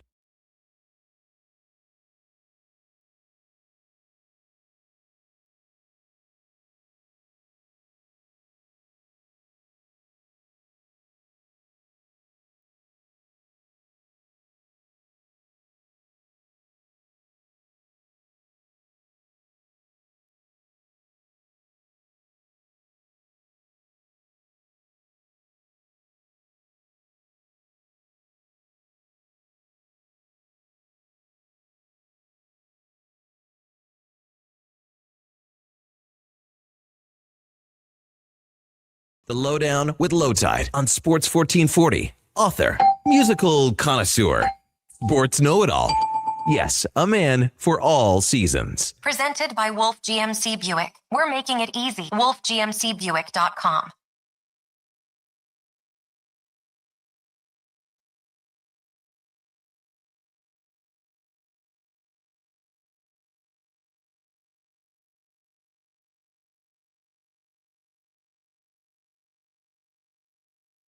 Buick. Check them out at wolfgmcbuick.com. Joined now by Kevin McCurdy. Kevin, how are you? I'm doing well, Alan. How are you doing this week? I'm very well. I've been writing a blog about the Oilers for over 20 years, and every July 1st, I present what could happen, and every July 1st at noon, Edmonton Oilers general managers disappoint fans, going back to Milan Lucic, in 2016, and on. I could give you chapter and verse. So, against that backdrop, Stan Bowman delivered yesterday. What are your thoughts about Bowman's July 1st? I'm really impressed. If I'm to be frank, I don't really. The jury's still out a little bit because they still have some cap left, whether they sit on it until the trade deadline or if they have one more move brewing to fill it with a forward. We'll see which direction they go. But they've addressed the defense core, they've addressed goaltending. The bottom six has more players than we know what to do with at this point, which is a good thing from a competition point of view. No doubt some of them will be heading to Bakersfield or may get claimed on waivers, but I think that for the first time in a long time, I'm left asking myself, what else could we do versus, I guess, a resounding feeling of disappointment. Do you remember a summer that you felt as like they did as much on July 1st as they did yesterday? No, I honestly, I thought about it. I thought about, Glenn Sather, when they lost in 86, he was a man possessed. They brought in Nilsson, they brought in Ruotsalainen, but those weren't deals that happened on July 1. Kevin Lowe at the deadline did brilliant work. Obviously, the day they got Gretzky from the Indianapolis Racers. But on July 1, I recall, I liked the Sekera deal on July 1, and that was 2015. But what I was so impressed by was that they offloaded Darnell Nurse, and then they didn't go directly to another overpaid player. They addressed need, and then they layered more addressing, like they get Shakir from San Jose in the Nurse trade, and then they go get Shea on top of that. And so if you're looking at it, there's a chance Shea plays in front of Jake Wallman and ends up on the second pair. I just feel like he gave Mike Babcock options and then other options. And as you say, they might lose some guys on waivers or have to make trades, but that's not the worst scenario if you're getting the best guy. Yeah, they're not running into the season with a 20-man roster like we were known to do in the past, absolutely strapped to the ceiling of the cap. Now, since the Zach Hyman free agency, and even then, Zach Hyman is an incredible player whom I love, but do you remember overall a more successful free agency than the Oilers had yesterday since maybe 2006? None whatsoever. No, not even close.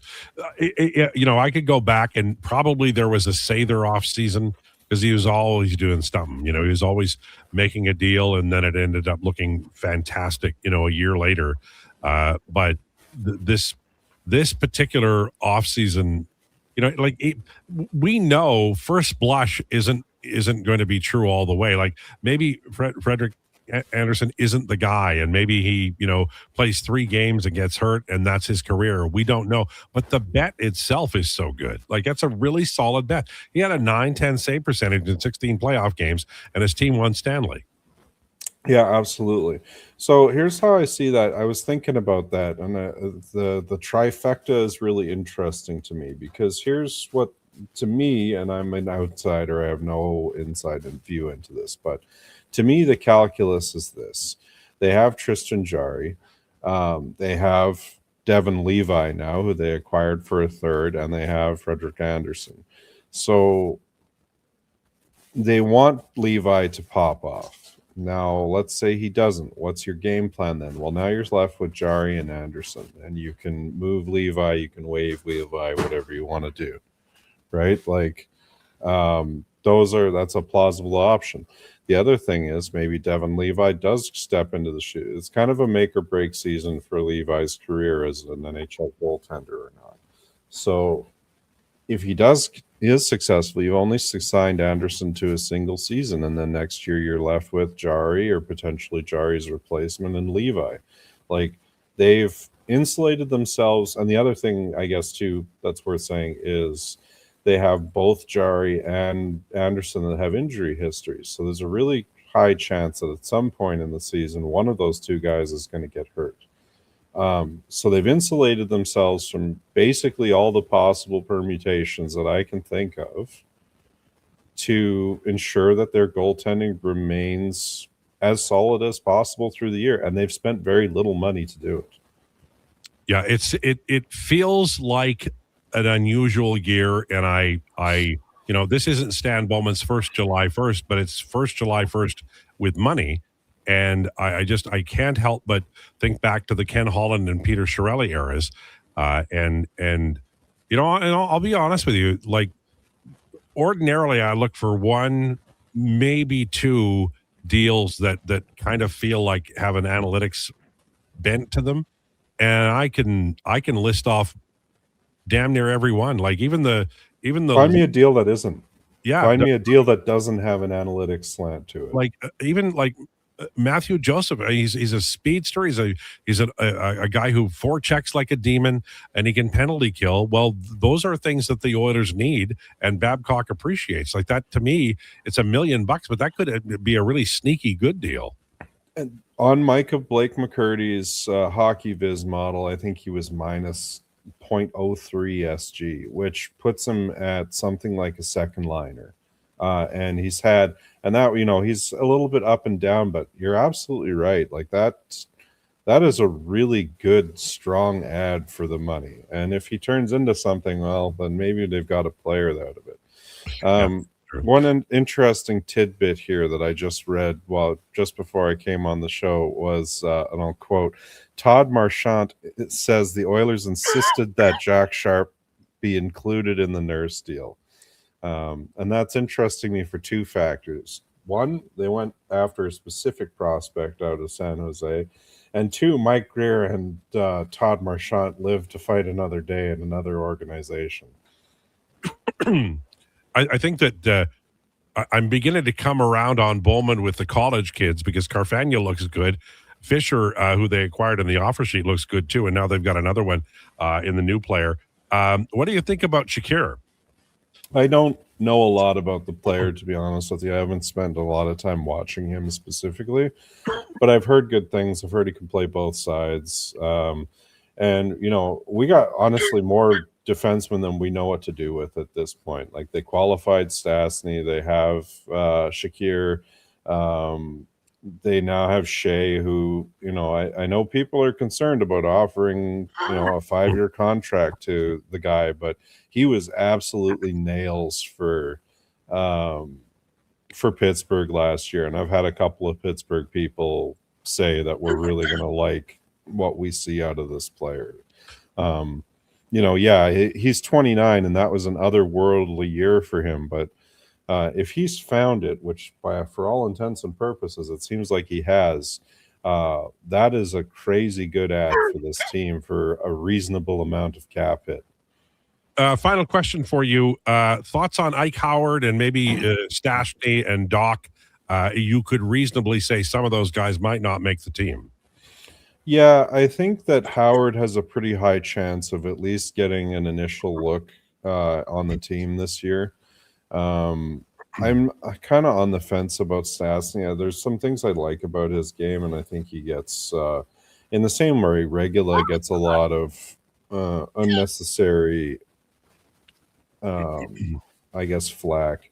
Stastny has some growing to do, but I think there's a player there as well. I just, right now you have Shea, Wallman, and Ekholm on the left side, so it's real crowded there, and I don't know where some of these guys are going to play. Yeah, it's going to be wild. Any name you'd like to see them sign with the money they have, or do you want them to wait until October or late September when a really good player is out there, a la Jack Roslovic? Well, I mean, I don't know. You might want to see what's available.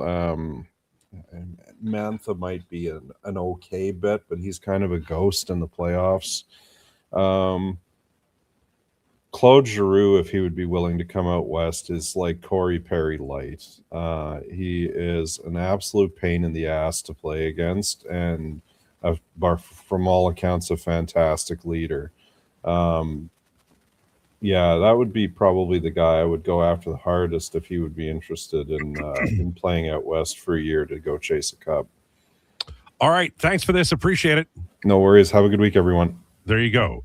Day late, but we appreciate his time. Kevin McCurdy talking about a watershed day for the Edmonton Oilers, and we'll see if it results in a deeper trip into the Stanley Cup playoffs and maybe a return trip to the final. Wouldn't that be nice? Okay, on the way, it's Declinations. We are talking NBA, and there's a lot going down. That is a league that never sleeps. It's straight ahead. Lowdown with Lowetide, brought to you by Wolf GMC Buick. With Play Alberta, backing the home team goes beyond the bets. That's because your picks have provincial impact. Play Alberta is the only app in the province that puts all revenue directly back into supporting programs and services that Albertans rely on every day. By investing in the General Revenue Fund, every play, bet, and buy made on Play Alberta helps make a difference across the province. Visit playalberta.ca/Gregor to learn more. That's playalberta.ca/Gregor. Must be 18 plus to play. If you gamble, use your game sense.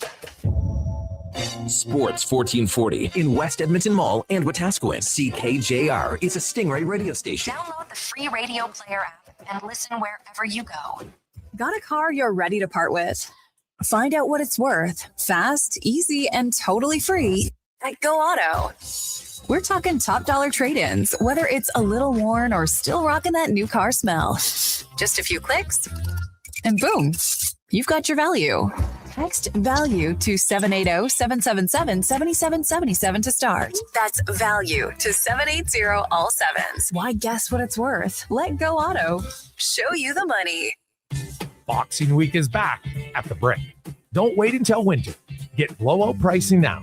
Save 50% off sofas when you buy the matching piece. Save up to 25% off bedroom and dining, and save up to 40% off select mattresses. Plus, get free local delivery when you use your Flexity card. And buy more, save more. Up to $500 off select major appliances. Don't miss the return of Boxing Week, only at the Brick.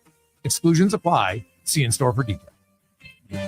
Alberta is growing, but our highways are crumbling. Are you tired of the rough ride? In the last 15 years, our population has grown with hundreds of thousands more cars and trucks on our highways. Today, more than 15% of Alberta's highways are in poor condition. Cutting highway maintenance doesn't save money. It makes repairs more expensive. Don't let the government ignore the problem. Your MLA works for you. Tell them to fix our roads. Visit fixourroads.com for more information. A message from the Alberta Road Builders and Heavy Construction Association. Step onto the field of dreams and into sporting glory. Join the Riverhawks Community Foundation on August 22nd for the Field of Dreams Festival at Remax Field. This isn't just any event. It's an adult baseball camp featuring former Toronto and Edmonton baseball star Devon White. Swing for the fences from 5 to 10:30 p.m. while supporting local youth sports. Upgrade to VIP for an exclusive meet and greet. Tickets are going fast. Secure your spot today at riverhawksfoundation.ca.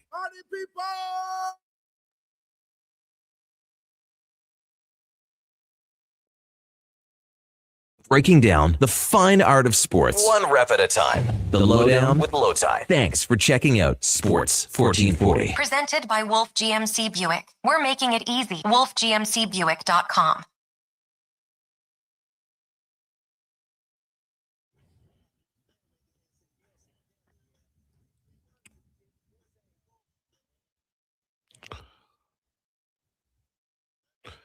$141 Lowdown with Lowetide for Wolf GMC Buick. Hope you're enjoying your day. You got clear skies now and great weather until late October. He said, it is time for Declinations, brought to you by the Edmonton Elks. The Edmonton Elks' next home game is Thursday, July 9th. Come see the most explosive player in the CFL, Justin Rankin. Look for your tickets at goelks.com/tickets. And now, ladies and gentlemen, it's Declan Krueger. All right, let's talk a little hoops. And I want to keep talking about your guy. I do want to talk about Kawhi as well to the Raptors, but the Jaylen Brown thing, I just kind of want to lead with this. Like, I do think the Philadelphia 76ers got better. And I think the general sentiment out there is that, like, how could they possibly have robbed Boston like this? This is unbelievable. What is Brad Stevens doing? Do we not think this is more of an indictment on Jaylen Brown's trade value around the league? That Paul George's albatross of a contract. By the way, maybe the worst contract in the NBA. Oh, I think it went second in Simmons' worst contracts draft. Behind? I cannot remember. Well, but there's definitely Probably one out another there. 76er. That's not a great shout for Paul George that it was second in the draft. And we can't remember who the first one is. So listen, he's a good player. He's a very good player, but there are some really scathing analytics out there about him. Like, he has played a decade in the NBA, and in 70% of that time, his team has, by trackable data, been better off the court than with him on the court. Last year, when he was a top 7 MVP candidate and he was second team All NBA and had an unbelievable season individually with no Jason Tatum there, the team was 10 points better net ratings wise per 100 possessions when he was not playing basketball for them. When he was sat down on the bench, the team did better things in the game of basketball and won at a higher clip, or a higher percentage, I should say, not a higher clip, because he obviously played a lot of games.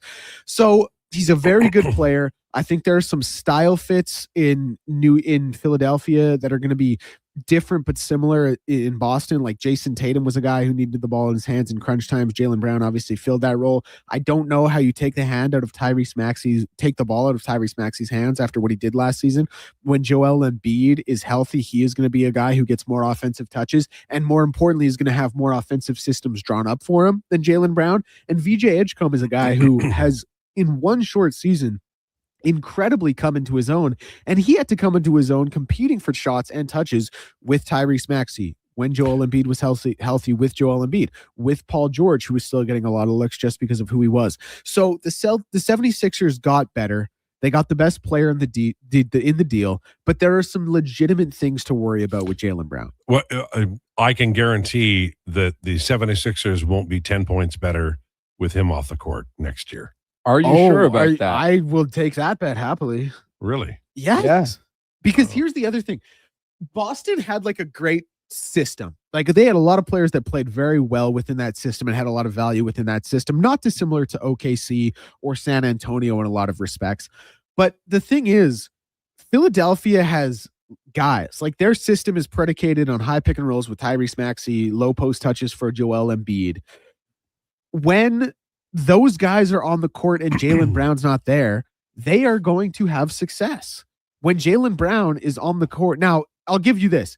If you're comparing Jaylen Brown minutes with those two compared to like the depth of the depth bench minutes, those will probably be better. But the on-off stuff, when he's on the court with Maxey and Embiid versus when they're on the court without him, I don't think you're going to see any difference at all from Boston. No, but 10 points.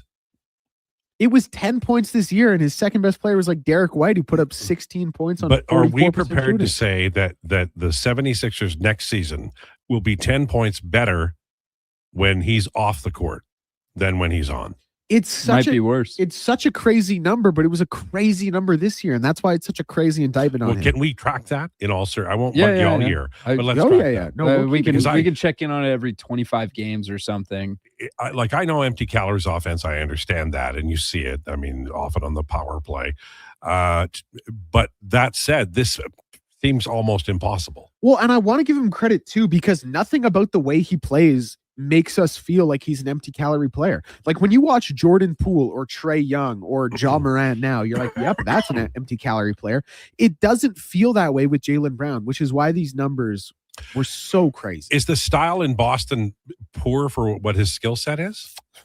Josh, want to take this one? Because I think he was in an ideal situation. I think he was team-wise. I also agree. He was in an ideal situation team-wise because they have a bit of a defensive identity. You know, when Jaylen Brown was coming up, the idea was that he was a two-way star. That, yep, he could get you at the time like 18 points on one end, and he was going to play his butt off on the defensive side of the ball, and that would make up for any of his turnovers that he would get from being forced left or anything like that, so that he could make up for his mistakes. This year, he was at most average on the defensive side of the ball. Sometimes he does still have the ability to lock in defensively, and maybe this is what he needs: the ball out of his hands and just being like, hey man, just like, we know we're paying you $56 million a year, but you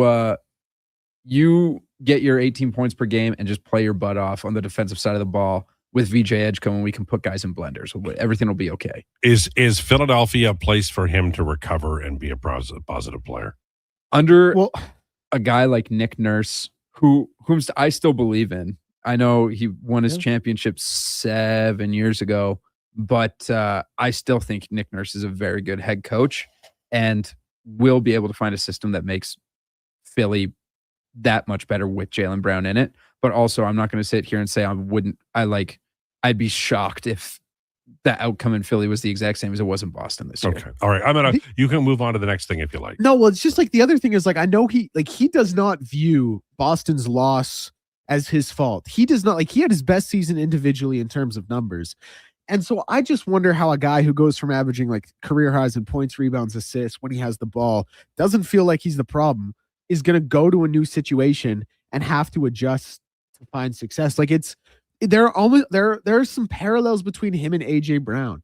It's like they got their rings, were reasons why, but at the end of the day, they kind of want their numbers. And so I don't know how he's now going to go to Philly, have to probably be the third option when Embiid is healthy, and say, all right, I guess I'll sacrifice again. Like he's sacrificed and won, felt like he was the best player on this team, probably felt like he was the best player again this past season when he had the season he had. And now he's got to go somewhere and change it up, which I do think is best for him and for the team, but I just think it's hard for him to kind of accept that role. Okay. Kawhi. I agree. Man, you are a Raptor again. You want to retire here. Unbelievable trade for the Raptors. They are going to be one of the top 3 teams in the East on paper, I would think. Maybe top 4, depending how much credit you want to give like Philly. Yeah, or like even a Detroit team based on how well they did last year. Listen, getting rid of Brandon Ingram, that's awesome. Raptors fans tried to tell us the contract wasn't bad. And then the second it was shipped out, they all finally admitted that that was a terrible contract. I'm glad they did that. Grady Dick, he's not that much. He's a fine little rotation piece in the NBA. Was probably never going to be more than a 12-point a night guy on a good team. At most. Yeah. They got Kawhi Leonard. I know people talk about his age and he is still a superstar. Like what he was able to do last year with that Clippers team and what he can still do at his age on both ends of the court is incredible. He in a lot of ways the same. Now it's a very different makeup of a team from 2019, but in a lot of ways, Kawhi Leonard once again is the missing piece that the Raptors just got. I love this so much. So first of all, a guy like Colin Murray-Boyles, Scotty Barnes, I think they both can learn different things from Kawhi. I think we saw the Kawhi effect on a guy like OG Anunoby. Even the year after Kawhi left, he was more sound defensively. He worked on a mid-range shot and just OG is cool, calm, and confident. All right, like that is a guy who, quote, does not shoot to miss, but he learned a lot from Kawhi. He's even said so. So I think Kawhi coming back to teach a guy like Colin Murray-Boyles how to get his stuff on the offensive side of the ball, because Kawhi built who he is. He became this superstar. He won 2 Defensive Player of the Years, and he won a Finals MVP because he locked up LeBron. Like that's how he did it, and he has become this 27 point per night guy with an unbelievable mid-range shot who you can constantly believe in to come up clutch at the end of the game. The Raptors are also going to have an absolutely insane defensive lineup when they have Jamal Shed on the floor, Kawhi Leonard, Colin Murray-Boyles, Scotty Barnes, and Graves, who they just drafted. Everything is chalked up to be on the defensive side of the ball. Like everything, and Darko is going to get the absolute best effort out of these guys. I could give a rip if Kawhi plays 52 games this year or whatever, because honestly, I think when the playoffs come around, the most juiced he's ever been in the playoffs was that year. Since the year with the Raptors was the year with the Raptors. He won more playoff series with the Raptors in 2019 than he did in 6 years with the Clippers. This is going to be, if he retires a Raptor, I haven't seen an extension signed yet. I've been trying to keep my eyes on that, but I would say I like a lot of what the Raptors have got going on right now, because now they have a dude. Brandon Ingram was a dude. They have the dude. Is he the most popular possible acquisition for Raptors? Oh yeah. Dude. LeBron. LeBron's not anywhere yet. Yeah. So if LeBron comes to the Raptors, which low key, like we're not even like being funny. That's moderately on the table. He's open to going anywhere. He's open to taking less money to do so. The Raptors are building something here with, like, the joke is, you know, they have a center and they have a point guard, and then they just have a bunch of 6'8" guys. Not even a joke. Bro, That this was is the literally their best. This team. is the, well, now they have Jamal Shed and Emmanuel quickly. They still need another center. They need to get rid of Jakob Pertl, but LeBronto, it could be for real. LeBronto, love it. Well, that's what they called it when he would constantly beat the Raptors in the playoffs. But LeBronto, for real, he could don a Raptors uniform and be an amazing playmaker for the team. Like, that's another guy that Scotty Barnes can learn from as a point forward. So I'm not going to get my hopes up for that because he'll likely go and sign somewhere else. But where he can golf. Yes. But hey, you know what? Come on, LeBron. They're making a pretty good bid to come and get you right now. I actually think it'll be Miami or Cleveland, but just purely basketball wise, Toronto makes a lot of sense. What I love about the NBA is that when we talk about this, it's not the farcical thing that it would be if we talked about, you know, an NHL player of that fame moving somewhere. Yeah. The player movement and player empowerment in that league. We've said it, but yeah, it's crazy. Do you think, and I ask this because it's one of my favorite things to talk about, and you always shoot down my idea. Do you think the NHL is easing closer to the NBA based on the free agency that we've seen this year? Easing for sure. I don't think it's a full blown. No, you know, it's not there yet. It's not on the bullet fast train. track there. No, and my prediction didn't come true because Werenski is staying in Columbus. That's right. Openly came out and said, I'm staying in Columbus. So I mean, I really thought he was the guy. We'll see about Hellebuck, but you were close. Well, to they're being- shopping Hellebuck, so I don't think he has But to I heard Hellebuck request a trade. The market on Hellebuck is softer than people think, which I don't understand, but we'll find out. I He's guess. not a playoff performer. Bad playoffs, yeah, that'll do it. And obviously, huge cap hit for a long time. And he's a veteran. He's an older player. He's got a lot of miles on him. You know. All right. Did we cover everything? We didn't talk about Cheka in Toronto. I want to talk about that maybe tomorrow. Just the last bit of news. Jakob Dobish has penned an extension with the Montreal Canadiens, 3 by $5.357 million. That's another team with 3 goaltenders. There's a lot of teams out there like that. I don't think they're going to have Montembeau. Montembeau doesn't count. I think he's going to get put on waivers. It'd be interesting. That means he's headed to Carolina. Oh, yeah. Because that's what they like. Well, then they would have 3 goaltenders. There you go. Well, they don't care. All right. Thanks so much for tuning into the Lowdown. Jason Krueger on the way. Please enjoy your day.